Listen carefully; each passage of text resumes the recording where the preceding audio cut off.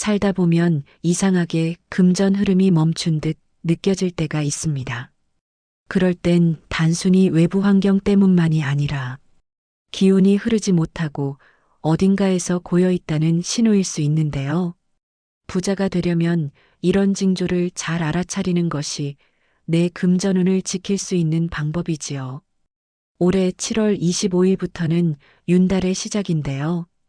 우리 조상님들은 그런 시기를 윤달 속에서 정리하고 풀어냈습니다. 윤달은 단순히 달력이 맞지 않아 생긴 보정의 달이 아닙니다. 풍수적으로 윤달은 기운의 빈틈이자 인생을 새로 바꿀 수 있는 시기, 그리고 좋은 운이 들어오도록 만들 수 있는 시간으로 여겨지지요. 이 시기에 우리는 멈춰있던 기운을 새롭게 흐르게 만들 수 있고 막혀있던 재물의 문도 다시 열 수 있습니다. 그래서 조상님들은 윤달이 오면 꼭 하는 행동들이 있었는데요. 아주 간단한 이 행위들로 복을 불러오는 준비를 하셨지요. 요즘처럼 바쁘고 복잡한 시대에도 그 정신은 여전히 유효합니다. 윤달은 눈에 보이지 않는 흐름을 다시 정비할 수 있는 절호의 기회입니다. 그 한 달을 어떻게 보내느냐에 따라 금전운과 좋은 운, 그리고 내 마음의 안정감도 달라집니다. 오늘은 윤달 한 달 동안 어떻게 보내야 재물운이 좋아질 수 있는지, 또 어떤 행동은 피해야 하는지 함께 알아보겠습니다. 듣기 전 구독과 좋아요, 알림 설정은 큰 힘이 됩니다. 풍수에서 공간은 단순히 사는 곳이 아닙니다. 그 사람의 기운이 흘러가는 길이자 복이 머무는 그릇이지요. 공간이 막혀 있으면 운도 막히고 공간이 어지러우면 돈도 흩어집니다. 그래서 윤달 한 달은 공간의 기운을 새롭게 설계하고 정비하기에 가장 좋은 시기입니다. 윤달은 음력상 삽입된 달입니다. 즉, 흐름이 한번 끊기고 다시 이어지는 틈이 존재하는 시기이지요. 이 틈은 불안정함이기도 하지만 반대로 새로운 기운을 심기 가장 좋은 기회의 틈이기도 합니다. 바로 그렇기 때문에 이사나 개업, 가게 이전 같은 큰 결정도 윤달에는 오히려 부드럽게 풀릴 수 있습니다. 실제로 풍수에서는 윤달의 빈 기운을 채우는 첫 주인이 되면 그 자리에 머무는 복도 내 것이 된다고 말합니다. 하지만 지금 당장 공간을 바꿀 필요는 없습니다. 꼭 이사나 개업을 하지 않더라도 지금 있는 공간을 정돈하고 바꾸는 것만으로 기운의 흐름은 충분히 달라지지요. 우리가 살고 있는 집은 매일 같은 모습을 하고 있어도 그 안의 기운은 매일 조금씩 달라집니다. 윤달 한 달 동안은 그 미세한 흐름을 잘 잡아야 재물운은 물론 천운이 들어올 수 있습니다. 가장 먼저 살펴보셔야 할 곳은 재물 방향인데요. 일반적으로는 동남쪽 방향입니다. 이 방향은 돈의 기운이 들어오는 통로이자 금전운이 머물 수 있는 핵심 지점입니다. 그런데 여기에 박스가 쌓여 있거나 청소기와 빨래, 건조대 같은 물건들이 놓여 있어 집안을 답답하게 막혀 있다면 들어오던 복도 돌아설 수밖에 없습니다. 윤달에는 이 방향만큼은 비워두고 깨끗하게 유지해 주세요. 기운은 비어있는 자리를 보고 들어옵니다. 현관 역시 절대 놓쳐서는 안 되는 운의 출입문입니다. 현관문을 열었을 때 흐릿한 냄새가 나거나 신발이 뒤죽박죽 널려 있다면 그것은 곧 들어오려는 운이 방향을 잃었다는 뜻과 같습니다. 신발을 가지런히 정리하고 바닥을 깨끗이 닦고 작은 소금단지나 관엽식물 하나를 현관 구석에 두는 것만으로도 공간의 에너지가 바뀝니다. 그 바뀐 흐름은 곧 나의 일상과 금전 흐름에도 영향을 주게 되지요. 주방도 빼놓을 수 없습니다. 부엌은 풍수에서 돈이 소멸되거나 증식되는 장소인데요. 재물운을 원한다면 꼭 정리해줘야 하는 곳이지요. 만약 조리대 위가 항상 지저분하거나 냉장고 안이 묵은 음식으로 가득하다면 재물운이 잘 돌지 않을 수 있습니다. 그러니 윤달에는 한 번쯤 냉장고 안을 정리하고 조리도구를 깨끗하게 닦고 싱크대 배수구까지 청소해 보세요. 이런 실천들이 반복되다 보면 어느 순간 집안이 가벼워졌어요. 괜히 불안하던 마음이 가라앉아요라는 느낌을 받게 됩니다. 그 느낌은 단순한 기분이 아니라 실제로 공간 안에서의 흐름이 바뀌었다는 신호입니다. 그리고 그 바뀐 흐름은 반드시 금전운의 움직임과 맞닿게 되어 있습니다. 손님이 머무를 집은 정리되어 있어야 하고 복이 머무를 공간 역시 준비되어 있어야 합니다. 대운을 받기 전에도 준비가 되어야 하는 것이지요. 그러니 이번 윤달 한 달 동안은 여러분의 공간이 돈이 쉬어갈 수 있는 자리가 되도록 만들어 보세요. 기운이 잘 흐르려면 중심이 있어야 합니다. 그리고 그 중심은 우리 일상의 리듬 속에 만들어집니다.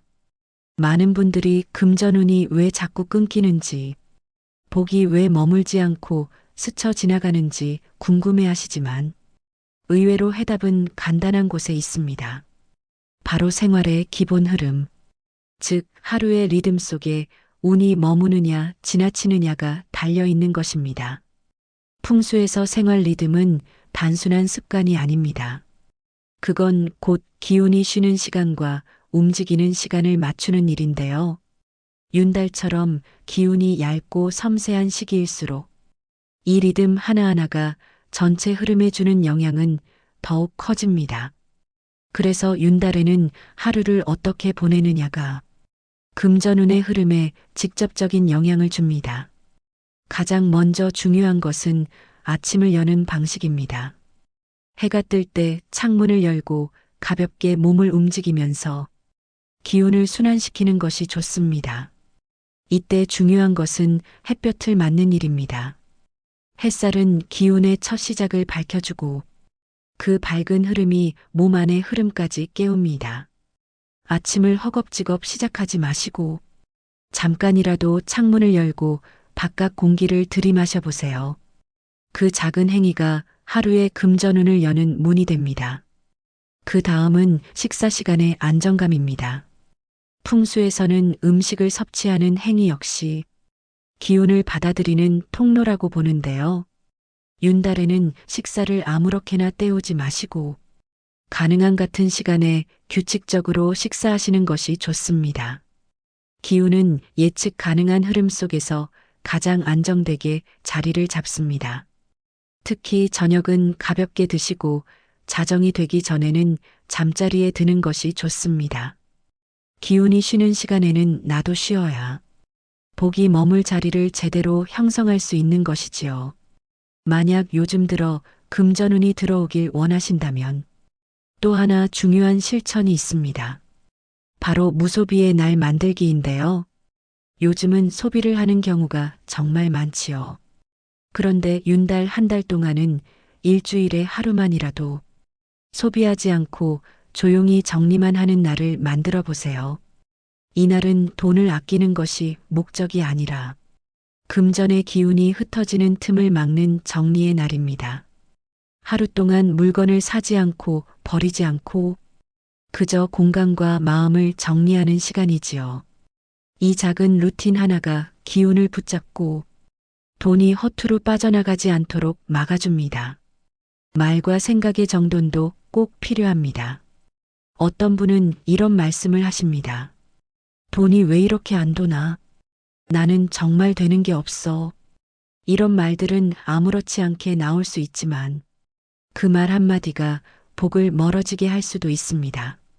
윤달 한 달 동안만큼은 입에서 나오는 말이 곧 기운의 길이라는 마음으로 말버릇을 하나씩 바꿔보세요. 내 곁에는 돈이 흐르고 있어. 나는 점점 좋아지고 있어. 이 말들은 실제로 기운을 안정시키고 금전 흐름마저 끌어당기는 구조를 만들어냅니다. 결국 생활의 리듬이란 복이 머무를 수 있는 시간표를 만드는 일입니다. 윤달은 그 시간표를 새롭게 짜기에 딱 좋은 시기이지요. 기운이 멈췄다고 느껴질 때 돈이 흩어진다고 느껴질 때 아주 기본적인 생활의 틀을 다시 세워보세요. 하루가 달라지고 그 하루가 모여 복이 머무는 공간을 만들어줍니다. 뿌리가 흔들리면 나무는 곧게 자랄 수 없습니다. 우리는 늘 내 앞에 펼쳐진 현실만 바라보지만 운이라는 것은 지금 나 하나의 힘만으로 흐르지 않습니다. 보이지 않는 곳에서 나를 지탱하고 있는 힘. 바로 조상의 기운이 함께 작용하는데요. 그래서 풍수에서는 조상의 자리를 정리하는 일은 곧 내 운을 바로잡는 시작이라고 이야기합니다. 윤달이 되면 예로부터 조상님의 묘를 옮기거나 낡은 산소를 정비하는 집안이 많았습니다. 사람들은 이를 이장하기 좋은 시기라고 말했지만 그 이면에는 기운을 다시 세우고 운의 방향을 조정하는 시간이라는 의미가 담겨 있지요. 윤달은 본래 달력 속에서 삐져나온 달로 예외의 시기입니다. 그래서 오히려 그 예외적인 기운 속에서 기존의 흐름을 뒤집고 새로운 틀을 만들기에 가장 적합한 것이지요. 요즘은 납골당에 조상님들을 모시는 경우가 많습니다. 이 경우에도 할 수 있는 일이 분명히 있습니다. 이름이 흐릿해진 명패를 바꾸고 액자 속 사진을 정리하며 낡은 꽃 대신 새 꽃을 놓아드리는 것이지요. 그것만으로도 조상님의 은혜와 자리를 잊지 않았습니다라는 기운의 메시지를 전달하는 것입니다. 물론 산소에 갈 수 있다면 더할 나위 없겠지요. 풀을 베고 흙을 다지고 낡은 봉분을 정돈하는 건 역시 윤달에 많이들 하시지요. 중요한 건 겉모습이 아닙니다. 마음입니다. 조상님이 계신 자리를 찾아간다는 것은 곧 운의 뿌리를 정성으로 어루만지는 일이고 그 뿌리가 튼튼해야 금전운도 흔들리지 않습니다. 마치 오래된 물줄기를 정비하듯 조상님의 기운을 곧게 정돈하면 나를 향해 흐르는 복의 물결도 맑고 고다집니다. 풍수에서는 조상의 자리에서 올라오는 기운을 근원이라고 부릅니다. 이 기운이 고요하고 단단하면 현재의 불안은 자연스럽게 가라앉습니다. 그리고 바로 이 시점에서 기운이 돈의 흐름과 연결되기 시작합니다.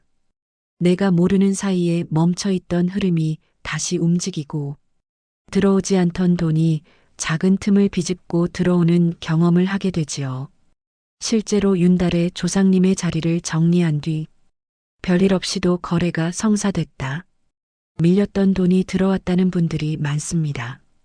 이건 단순한 우연이 아닙니다. 복은 정리된 뿌리를 따라 흐르고 금전운은 안정된 기운을 보고 머물 자리를 찾지요. 그러니 윤달 한 달 동안은 단 하루라도 시간을 내어 조상님의 자리를 돌아보세요. 그 정성이 쌓이면 기운은 방향을 틀고 복도, 돈도 나를 중심으로 모이기 시작합니다. 그런가 하면 윤달은 수명이 없는 달이라고 불리던 시절이 있었습니다. 그만큼 기운이 비어 있고 흐름이 불안정한 시기라는 뜻이었는데요. 하지만 반대로 생각하면 그 비어 있는 틈에 내가 직접 기운을 채워 넣을 수 있는 달이기도 합니다. 그리고 그 가장 효과적인 방법이 바로 내 소망이고 기도이지요. 기도는 특별한 사람만 하는 것이 아닙니다. 큰 절에 가서 108배를 하지 않아도 괜찮습니다.